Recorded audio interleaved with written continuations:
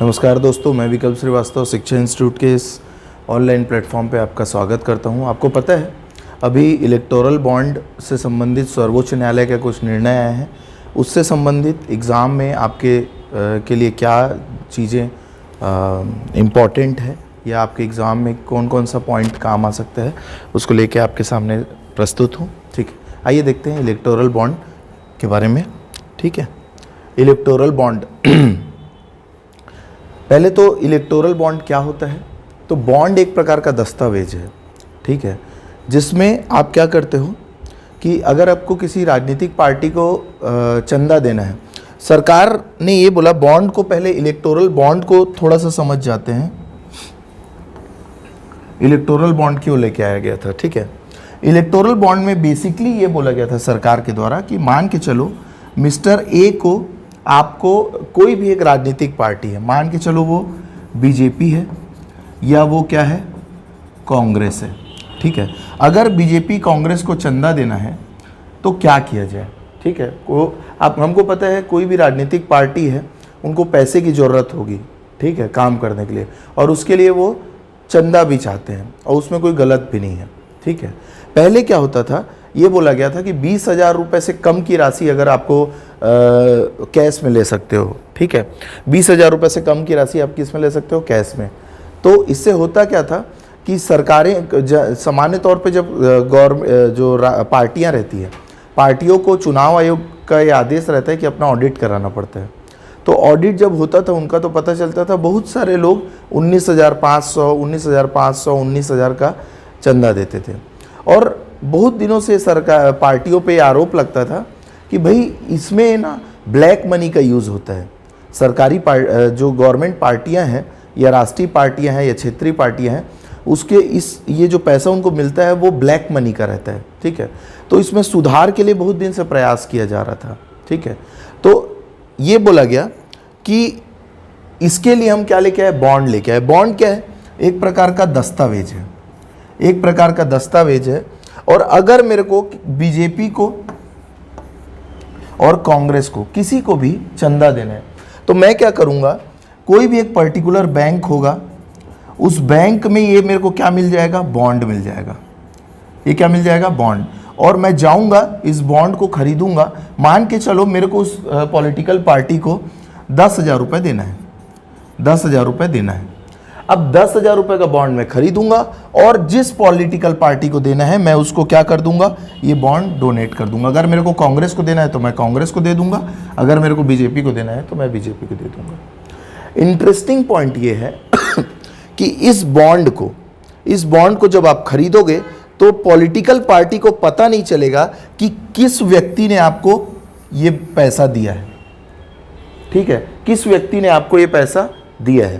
तो electoral bond का मतलब यही था कि भैया आदमी को ये ना पड़े, पहचान इसलिए छुपाई जा रही थी इसमें कि ये बोला गया कि भाई कोई भी अगर कंपनी किसी पॉलिटिकल पार्टी को चंदा देती है और अगर सरकार को लग गया कि ये हमारे अपोजिट पार्टी को पैसा दे रहे हैं, तो उनके साथ गलत व्यवहार किया जा सकता है या उनको नुकसान पहुंचाया जा सकता है। सत्ताधारी पार्टी देखेगी कि विपक्ष को ज़्यादा चंदा ना मिले। ठीक है, और विपक्ष जब सत्ता में आएगा तो ये देखेगा कि किस व्यक्ति ने, हम जब विपक्ष में थे तो हमको पैसा दिया कि नहीं दिया। ठीक है, तो इन सब को बचाने के लिए इलेक्टोरल बॉन्ड को सरकार द्वारा लेके आया गया 2017 में। कब लेके आया गया? 2017 में लेके आया गया। ठीक है, अब इसके बारे में इलेक्टोरल बॉन्ड को समझ गया ना, ये एक प्रक्रिया है जिसको बैंक के माध्यम से एक रसीद बुक टाइप का रहता है, जिसमें ना आपकी जानकारी रहती है ना किसी पार्टी को आप दे रहे हो उसका नाम रहता है, दोनों का नाम नहीं रहता। ये सिर्फ क्या रहता है कि ये जो दस्तावेज रहता है वो किसी एक पर्टिकुलर पार्टी को डोनेट हो जाता है। मान के चलो मैं कांग्रेस को डोनेट किया ये बॉन्ड, तो कांग्रेस के पास ये पहुंचेगा, ये कांग्रेस उसको इन कैश करा लेगी। कांग्रेस क्या करा लेगी? उसको कैश करा लेगी। और अगर मैं बीजेपी को डोनेट किया हूं तो बीजेपी क्या करेगा? उसको कैश करा लेगा। ठीक है, बस इतना सा प्रोसेस है। अब इसकी प्रक्रिया में आते हैं, देखते हैं। 2017 में अरुण जेटली जो थे हमारे, वो क्या किए, उन्होंने पहली बार क्या हुआ, सत्र में ये विषय उठाया और बोला कि इस चंदे का जो सिस्टम है जिसमें ब्लैक मनी बार बार यूज हो रहा है, उसको सुधार करने की आवश्यकता है, ठीक है, और इसके लिए एक कानून बनाने की आवश्यकता है, ठीक है। और 2017 में बजट सत्र के दिन, बजट सत्र के समय धन विधेयक के रूप में सदन में इसको इलेक्टोरल बॉन्ड को पास करा दिया गया, ठीक है। और इसमें 2 प्रकार के नियम जोड़े गए, ठीक है। 2 प्रकार का बात कही गई कि 2000 रुपए तक का कैश का चंदा दे सकते हो आप। क्या बोला गया? इलेक्टोरल बॉन्ड जब जारी किया गया तो 2000 रुपए तक का कैश का चंदा दे रहे हो। अगर 2000 रुपए से ज्यादा अगर आपको किसी पॉलिटिकल पार्टी को देना है तो आपको किसके माध्यम से देना पड़ेगा? इलेक्टोरल बॉन्ड के माध्यम से या इलेक्ट्रिक माध्यम से देना पड़ेगा, ठीक है। तो 2000 रुपए तक आप कैश दे सकते हो, 2000 से ऊपर अगर आपको देना है तो इलेक्ट्रिक फॉर्म में या इलेक्टोरल बॉन्ड के माध्यम से आपको किसी भी राजनीतिक पार्टी को देना पड़ेगा। और जब आप इलेक्टोरल बॉन्ड के माध्यम से आप अपना चंदा दोगे तो आपका नाम, आपका पता, सबको क्या रखा जाएगा? गुप्त रखा जाएगा, ठीक है। न राजनीतिक पार्टी को पता चलेगा किसने उसको चंदा दिया, न सार्वजनिक किया जाएगा, न लोगों को पता चलेगा, ठीक है। ऐसा उस टाइम कहा गया था। आगे देखते हैं हुआ क्या। उसके बाद इसमें प्रावधान जोड़े गए कि भैया इलेक्टोरल बॉन्ड को अगर किसी भी राजनीतिक पार्टी को देना है तो राजनीतिक पार्टी कौन होगी। तो इसमें बोला गया कि लोक प्रतिनिधि अधिनियम 1951 के तहत धारा 29A के तहत जो पार्टी रजिस्टर्ड है, ठीक है, लोक प्रतिनिधित्व अधिनियम 1951 की धारा 29A के तहत जो पार्टी रजिस्टर है उनको आप इलेक्टोरल बॉन्ड के माध्यम से पैसा दे सकते हो या चंदा दे सकते हो, पहला पॉइंट। दूसरा पॉइंट ये बोला गया कि अगर वो पार्टी लास्ट आम चुनाव में 1% से अधिक वोट प्राप्त की है, अगर वो पॉलिटिकल पार्टी आखिरी आम चुनाव में 1% से अधिक वोट प्राप्त किए, चाहे वो लोकसभा का चुनाव हो, चाहे वो किसका चुनाव हो, विधानसभा का चुनाव हो, अगर उस पार्टी को 1% से ज्यादा वोट मिला है तब तो आप उसको क्या कर सकते हो? इलेक्टोरल बॉन्ड के माध्यम से क्या कर सकते हो? चुनावी चंदा दे सकते हो। ये 2 पॉइंट जोड़ा गया इसमें, ठीक है। उसके बाद क्या हुआ? अब इलेक्टोरल बॉन्ड कैसे और कितने प्रकार का होता है, मतलब कितना रुपए दे सकते हो, क्या प्रोविजन है, क्या प्रक्रिया है इसकी अगर आपको देना है। तो इसमें यह बताया गया कि भैया जो इलेक्टोरल बॉन्ड होगा वो सबसे पहले इशू कौन करेगा? तो इशू करेगा SBI, ठीक है, SBI इशू करेगा। और SBI की लगभग 21 शाखाएं, ब्रांचेस निर्धारित की गई और यहां से कोई भी व्यक्ति जाके वो इलेक्टोरल बॉन्ड खरीद सकता है। और इसमें बोला गया कि 1000 रुपए का इलेक्टोरल बॉन्ड, 10,000 रुपए का इलेक्टोरल बॉन्ड, 1 लाख रुपए का इलेक्टोरल बॉन्ड और 10 लाख रुपए का इलेक्टोरल बॉन्ड, और उसके अलावा 1 करोड़ रुपए का इलेक्टोरल बॉन्ड जारी किया जाएगा, दिया जाएगा। मतलब अगर आपको 1000 रुपए देना है तो 10,000 रुपए, 1 लाख, 10 लाख और 1 करोड़ रुपए देना है तो आप इलेक्टोरल बॉन्ड की सहायता से दे सकते हैं, ठीक है। और ये इलेक्टोरल बॉन्ड बैंक ऐसा नहीं कि हमेशा कभी भी 24 आवर खुला रहेगा। ये पहले महीने में, चौथे महीने में, 6वें महीने में और 10वें महीने में, 6वें महीने में और 10वें महीने में, मतलब जनवरी पहला महीना, चौथा महीना, 6वां महीना और 10वां महीना में पहले 1 तारीख से लेकर 10 तारीख तक के बीच इलेक्टोरल बॉन्ड आप परचेस कर सकते हो, ठीक है। 1 तारीख से लेकर 10 तारीख के बीच, 1 तारीख से लेकर 10 तारीख के बीच आप इलेक्टोरल बॉन्ड परचेस कर सकते हो। कहाँ से? SBI से, जनवरी, अप्रैल, जून और अक्टूबर के टाइम। और इसको 10 दिन के लिए ओपन किया जाएगा, ठीक है। लेकिन अगर चुनावी समय है तो ये 30 दिन के लिए इसका विंडो अलग से ओपन किया जाएगा, ठीक है। अगर चुनावी साल चल रहा है तो इसका 30 दिन के लिए अलग से विंडो ओपन किया जाएगा, ठीक है। अब इसमें बोला ये गया कि भैया इसका प्रावधान ऐसा कुछ किया गया कि भाई अगर मिस्टर ए को किसी भी एक पॉलिटिकल पार्टी को डोनेट करना है, चाहे वो बीजेपी हो चाहे वो कांग्रेस हो, तो वो क्या करेगा? SBI की ब्रांच में जाएगा और SBI की ब्रांच से क्या खरीदेगा? एक बॉन्ड खरीदेगा। क्या, कौन सा बॉन्ड खरीदेगा? इलेक्टोरल बॉन्ड खरीदेगा, ठीक है। और वो जिसको भी डोनेट करेगा, वो जो बॉन्ड खरीद रहा है उसमें ना उसका नाम होगा ना उस पॉलिटिकल पार्टी का नाम होगा, वो सीधे उस पॉलिटिकल पार्टी के नाम पे डोनेट कर देगा वो बॉन्ड को, ठीक है। तो बीजेपी हो चाहे वो कांग्रेस हो। अब जब बीजेपी कांग्रेस को पता चला कि हमको किसी व्यक्ति ने ये एक तो बॉन्ड वो किया है तो वो पार्टी की जिम्मेदारी होगी कि वो उसको 15 दिन के भीतर क्या कराए, कैश कराए। 15 दिन के भीतर वो क्या कराए, उसको कैश कराए।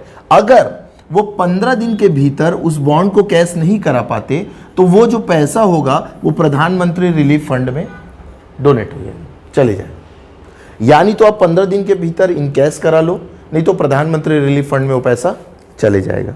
ठीक है, ये प्रक्रिया रखी गई बॉन्ड में पैसे को प्राप्त करने की। ठीक है, उसके बाद देखिए हुआ ये कि इसको इलेक्टोरल बॉन्ड को लाने के लिए क्या क्या चेंजेस किया गया, क्या क्या अमेंडमेंट किया गया। तो इसमें हम देखते हैं कि 2 एक्ट, एक तो कंपनीज एक्ट 2013 में परिवर्तन किया गया, दूसरा परिवर्तन किया गया IFCA, मतलब फॉरेन कंट्रीब्यूशन रेगुलेशन एक्ट बोलते हैं इसको, फॉरेनर कंट्रीब्यूशन रेगुलेशन एक्ट। ठीक है, तो कंपनीज एक्ट में क्या चेंजेस किया गया। कंपनीज एक्ट में पहले ये बोला गया था कि भैया अगर आपका नेट प्रॉफिट है, ठीक है, आपका मान के चलो 10 रुपए का नेट प्रॉफिट है, तो आप 7.5 रुपए से ज्यादा किसी पॉलिटिकल पार्टी को डोनेट नहीं कर सकते। ठीक है, अगर आप 10 रुपए कमाते हो तो आप कितना रुपए डोनेट करो, आप 100 रुपए कमाते हो तो आप कितना रुपए डोनेट करो, 7.5 रुपए।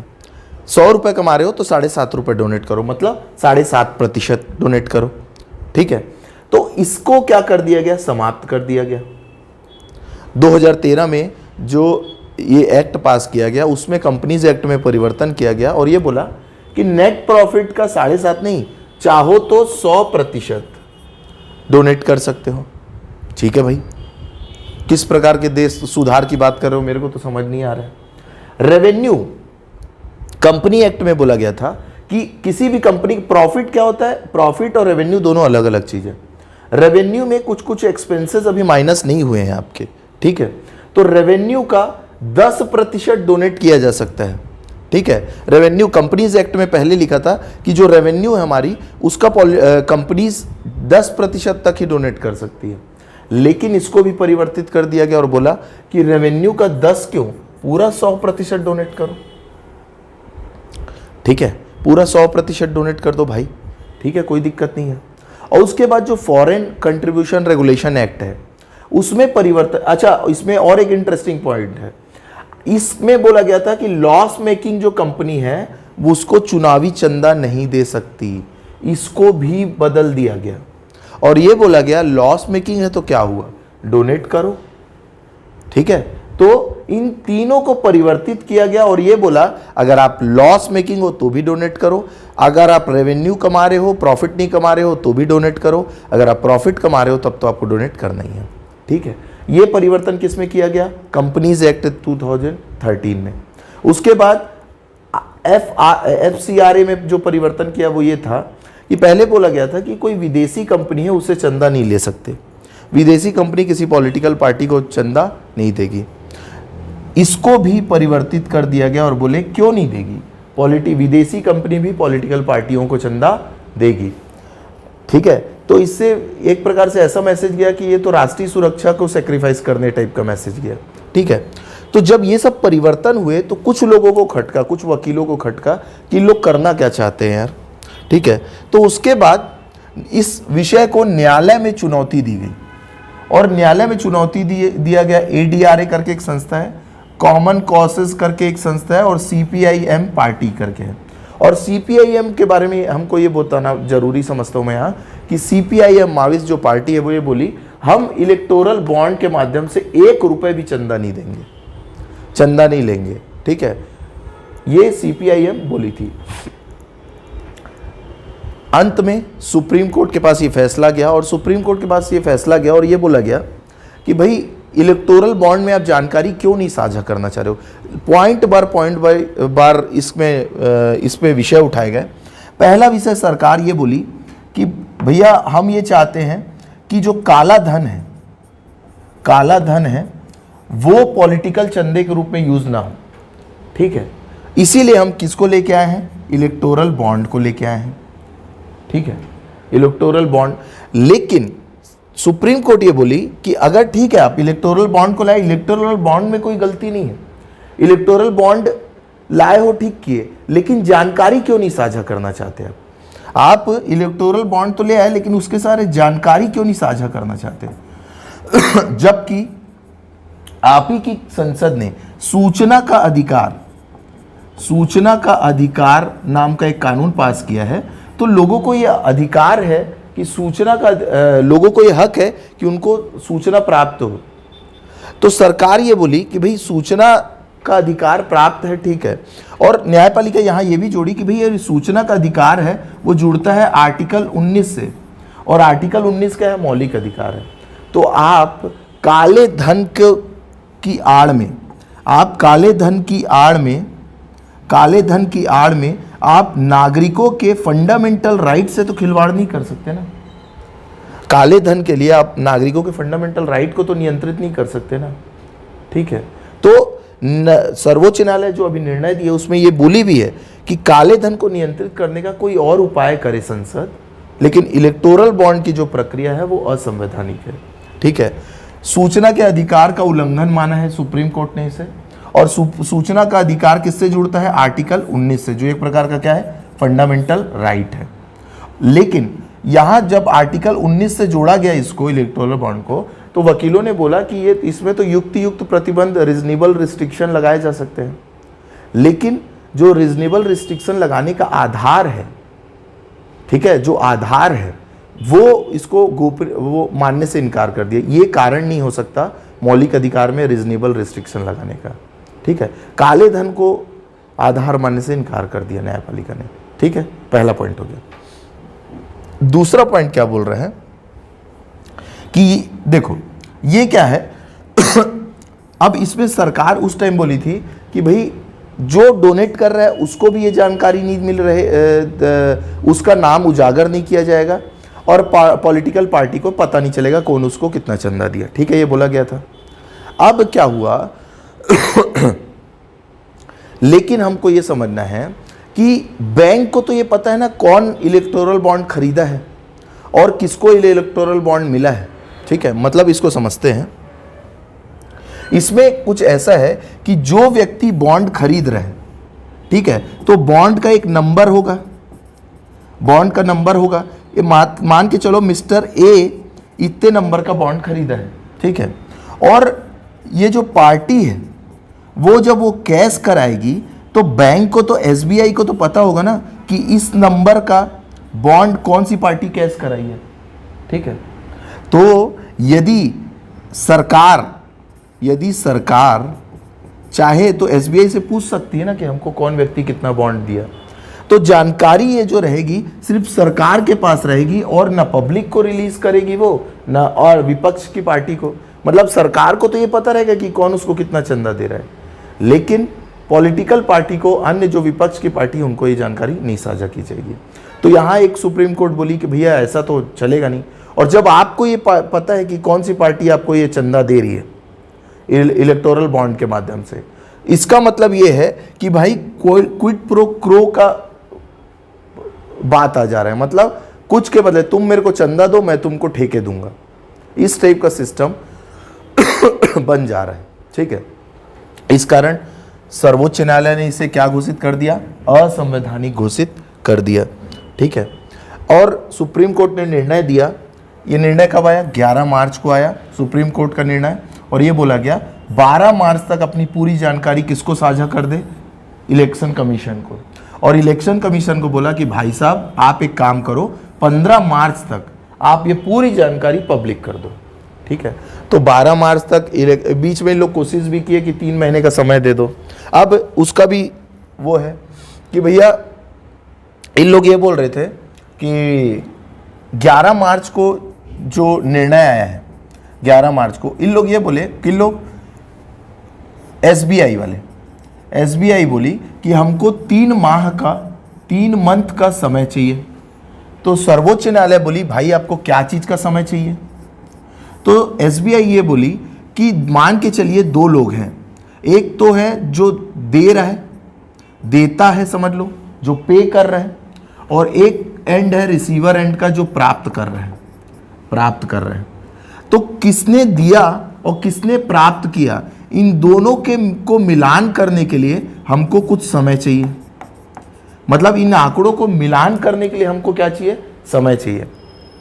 तो सुप्रीम कोर्ट ये बोली कि भैया आपको कौन बोला मिलान करने?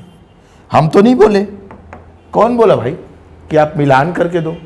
आपको हम बस इतना बोल रहे हैं कि कौन दिया और कौन इनकैश करवाया, इसकी जानकारी चाहिए। बाकी हम जानकारी इकट्ठा कर लेंगे, ठीक है। कि मैं मान के चलो मिस्टर ए दिया, तो मिस्टर ए का लिस्ट दो, मिस्टर ए का नाम बताओ, और जो पार्टी को चंदा मिला है, जितना चंदा मिला है, उन पार्टी का नाम बताओ, ठीक है। अब वो मिस्टर ए किसको दिया हम थोड़ी पूछ रहे हैं जी कि मिस्टर ए किसको दिया, मिस्टर बी किसको दिया, मिस्टर सी किसको दिया, वो हम नहीं पूछ रहे। हम पूछ रहे कितने लोग दिए, हम ये पूछ रहे कितने लोग प्राप्त किए, पूरी लिस्ट दे दो। तो इन लोग क्या किए, अभी 15 मार्च को, अब सुप्रीम कोर्ट 3 महीने का समय देने से तो मना कर दिया। 11 तारीख को ये पिटीशन चल रहा था, बोला 12 तारीख को गुरु रिलीज करो, इलेक्शन कमीशन को दो। नेतागिरी नहीं। 12 मार्च को इन लोग इलेक्शन कमीशन को दिया, 15 मार्च को पूरा डाटा रिलीज कर दी इलेक्शन कमीशन। लेकिन जब हमको ये इलेक्शन कमीशन डाटा रिलीज की, उस समय हमको ये पता चला इन लोग क्या किए कि ये जो देने वाला है उनका तो लिस्ट दिए, और जो प्राप्त करने वाला है उनका भी लिस्ट दिए। लेकिन एक चीज इसमें मिसिंग था, वो है बॉन्ड नंबर। अभी बॉन्ड नंबर क्या है, मैं आपको पहले भी बताया कि बॉन्ड नंबर एक ऐसा दस्तावेज है जिसको हम मैच करा के ये पता कर सकते हैं कि भाई किसको दिए। मान के चलो एक एग्जांपल समझो कि मिस्टर ए एक बॉन्ड खरीदा और उसका एक स्पेसिफिक बॉन्ड नंबर होगा, ठीक है, उसका एक स्पेसिफिक बॉन्ड नंबर होगा। अब मिस्टर, मान के चलो कोई भी एक पॉलिटिकल पार्टी है, पॉलिटिकल पार्टी का नाम है एमआई पॉलिटिकल पार्टी एक बॉन्ड को कैश कराई, और जिस बॉन्ड को वो कैश कराई है उसका भी एक बॉन्ड नंबर होगा।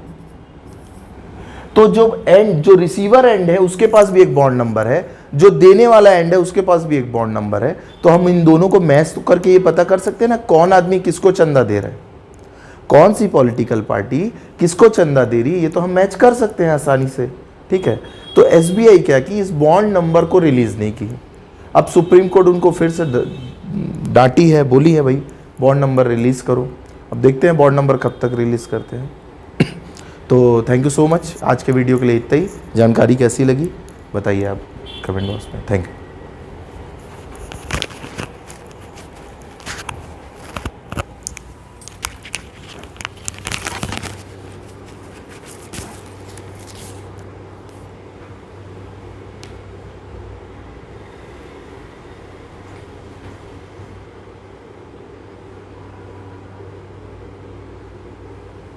ठीक है, तो जब ये जानकारी रिलीज की गई है, अभी जब ये जानकारी रिलीज की गई है सुप्रीम कोर्ट के बोलने पे, तो हमको पता चला है कुल 22 कंपनी है, कुल 22 कंपनी है जिन्होंने 100 करोड़ से ज़्यादा का चंदा दिया है।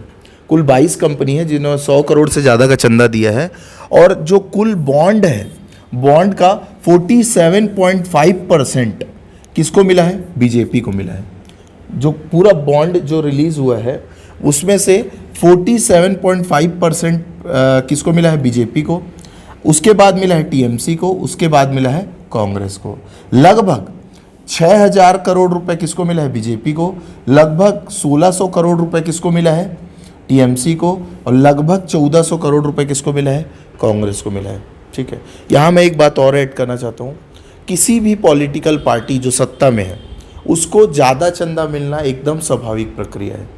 आप 2014 से पहले का डाटा उठा के देख लो, 2014 से पहले कांग्रेस को ज़्यादा पैसा मिलता था, ठीक है। 2014 के बाद बीजेपी को मिलने लगा। वर्तमान में जो अभी सरकार का परिवर्तन हुआ है, पिछले 5 साल में कांग्रेस को ज़्यादा डोनेशन मिला होगा कि बीजेपी को, एकदम सामान्य सी बात है, कांग्रेस को ज़्यादा डोनेशन मिला होगा, ठीक है। और अब किसको ज़्यादा डोनेशन मिलेगा, बीजेपी को मिलेगा। ये इसमें दिक्कत नहीं है, समस्या इसमें है कि आप जानकारी छुपा रहे हो, ठीक है। Thank you so much.